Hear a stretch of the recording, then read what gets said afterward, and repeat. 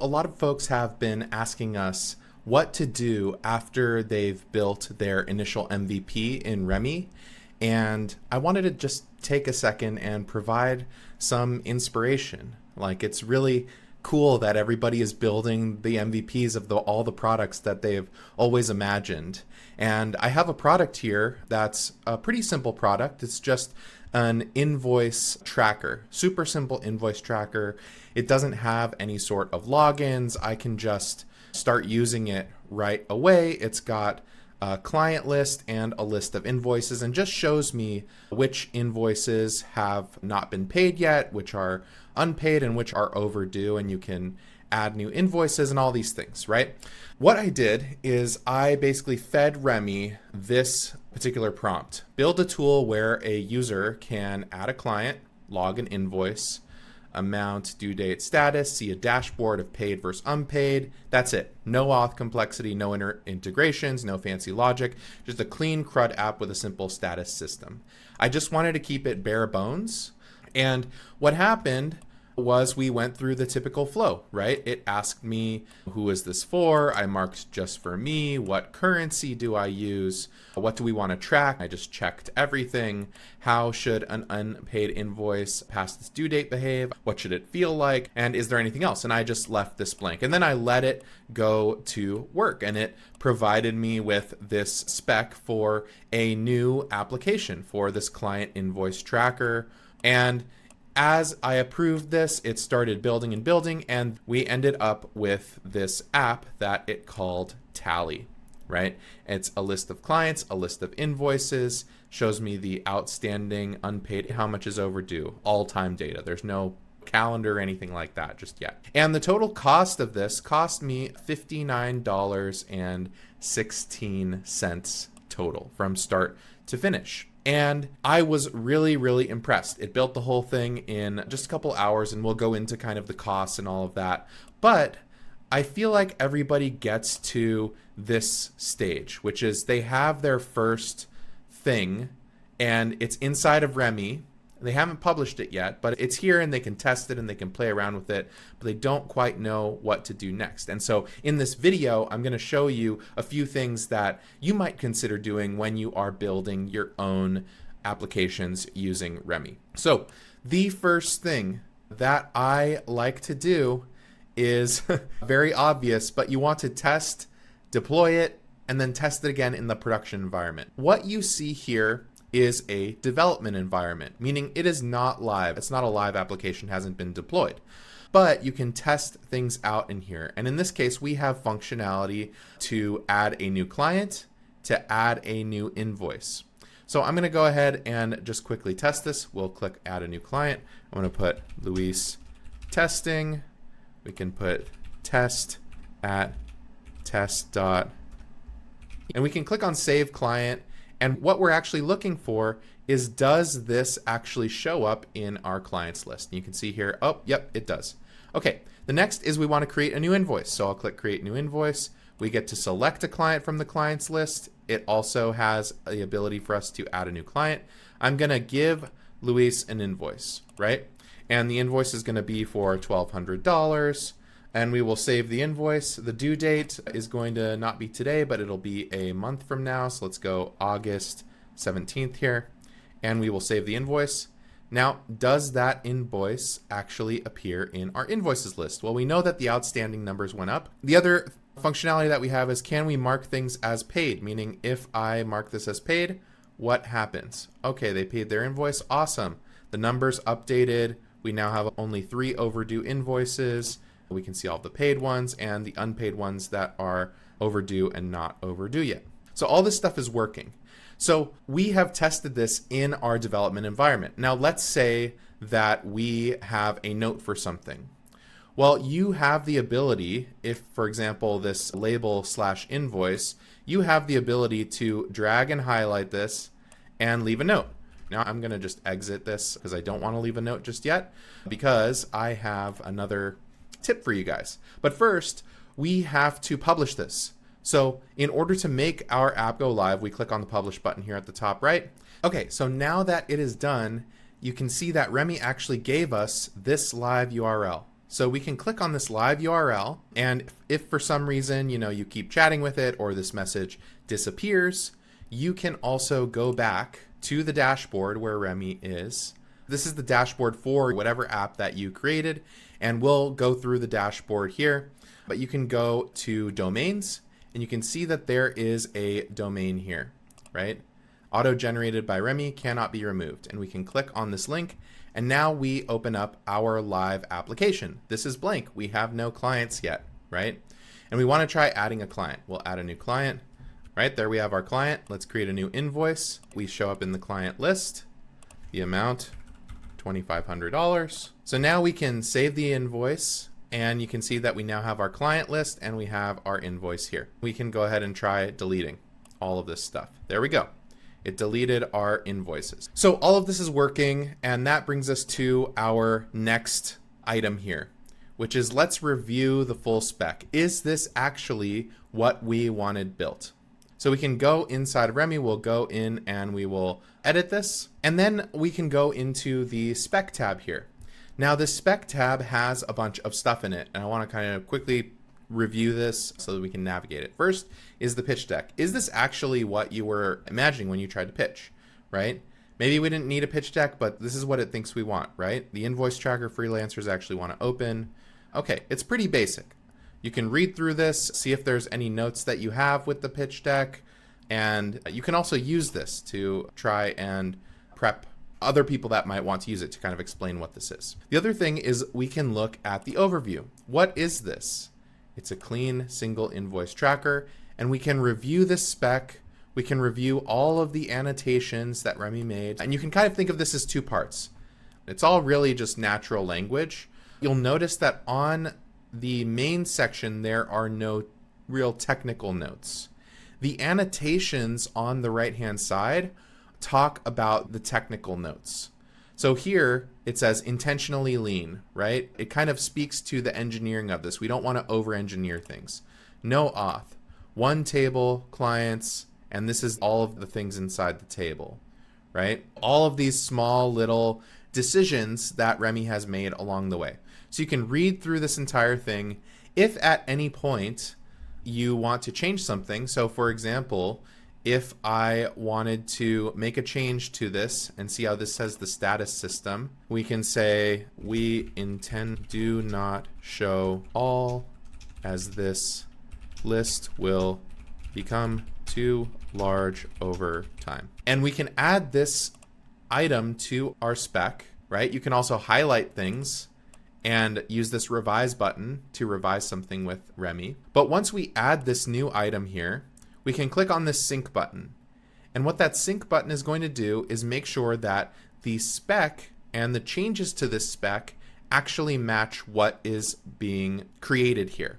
So you can actually update the spec here instead of providing a direct note, and it will go ahead and make those changes, right? So just make sure that the spec aligns with what you are actually going for. You should read through all of these items so that you know exactly what you're building. The next thing to do is I would recommend that you start a notes.md file inside of your spec. The reason for that is because there might be some items that you don't want to work on right away, but you still want to make a mental note of it. So what you can do here is there's a small little plus button next to each of these, and I will call this notes, right? So connecting to Stripe could be cool, automatically generate payable invoices, and use Stripe data to track things. We can also look at roadmap items, right?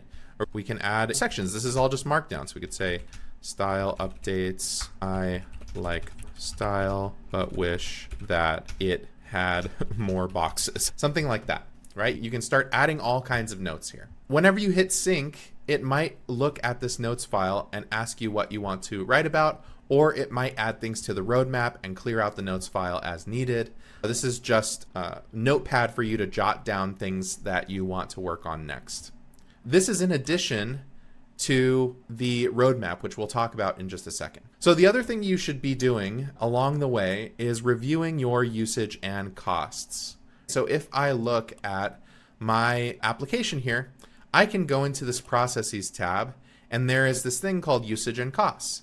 And you can see how much you have spent. Total, I have spent $63.62. And you can see what everything was spent on, meaning this whole build started at $249 and it ended at $418. So it spent about an hour and a half building this thing. That total cost was about $60. You can also see which agents spent the most, right? And each of these will actually correlate to a specific model. You can see all of the different models if you're trying to cut costs, so to speak. You can change any of the models for any of the agents that are in use.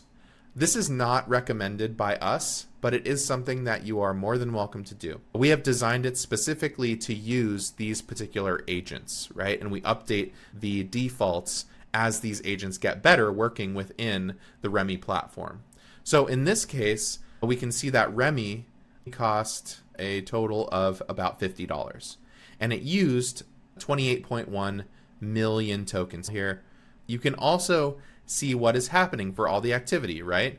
There's a compaction agent, so when the chat gets too long, you can see Remy's working, you can see the QA agent working, the product agent working.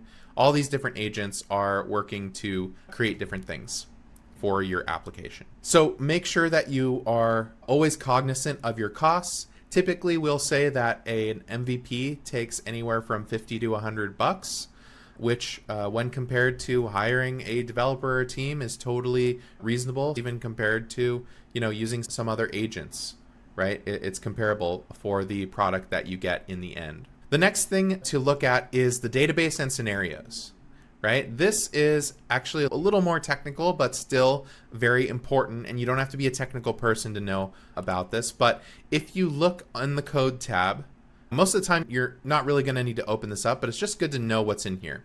If we look at these bottom two tabs, this is important, right? Because you can actually look at the different tables inside of your database, right? So you can see we have a clients table and an invoices table. And this is actually reflective of the lists that we created here, clients and invoices. So if you're interested in learning more about what kind of information is associated with each of these types of data, you can see here we have an ID, a client ID, amount of cents, a due date, a label, when it's supposed to be paid, when it was created, and when it was last updated, right? Or you can see the list of clients. This is essentially a spreadsheet containing contact information for each client. And then you can also ask Remy to restructure things if you want Remy to do that, if something doesn't make sense to you. The other thing that's important is this thing here, which is scenarios.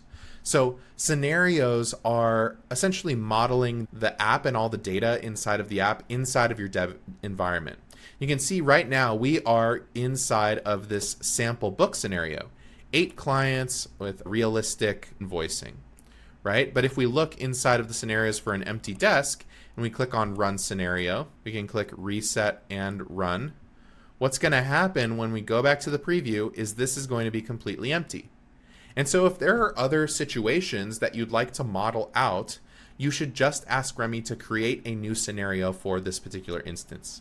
So create a new scenario for only one client, right? You can also see that with a different scenario, for example, in this empty state, there's actually a bug here, right? And so we can add a note. We can say visual bug.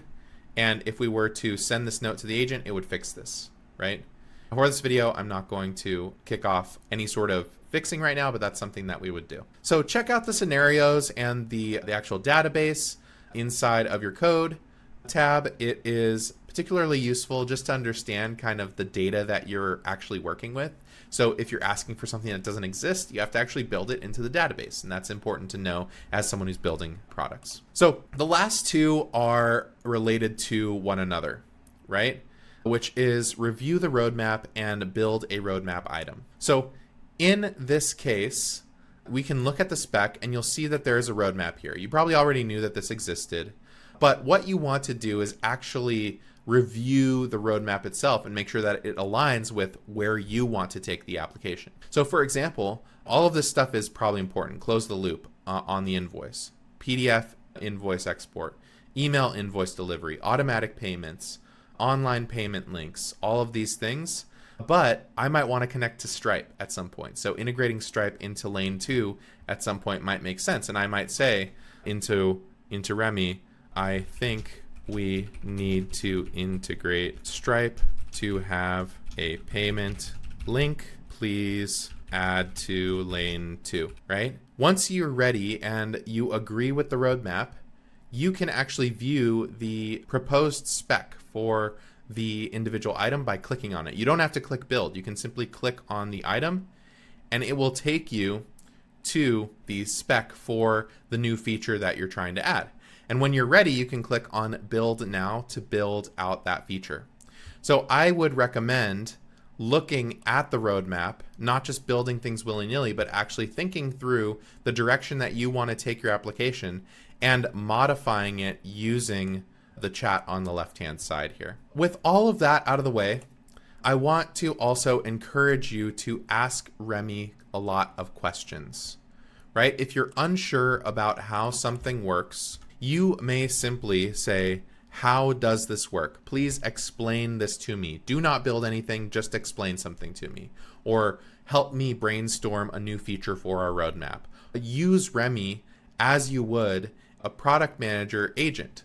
You talk to a product manager, they'll ask you a bunch of questions. What do you mean by this? Their job is to clarify, right? If we're using the analogy of a contractor for software, it needs to understand what you want in order to contract its sub-agents, its subcontractors. One person's going to do the design, one person's going to do the implementation of the code, one person's going to do the plumbing and the electrical. I'm kind of bouncing in and out of this analogy, but you don't necessarily need to use the chat only for fixing things. You can actually use it as a sounding board or a brainstorming partner in order to build out and flesh out the roadmap, as well as other notes that you may want to track. So with all of that, what I'm going to do is I'm going to start building this PDF invoice export, and then I'm going to fix a couple of those visual bugs. And in future episodes, if there's something in particular that you'd like to learn about, I want to make more of these deep dive videos. So please subscribe. Let us know what you want to learn about in the comments. Just feel free to let me know what you want to learn about, and I will continue making videos to hopefully educate you as best as I can on building applications with Remy. Thanks for watching, and we will see you all next time.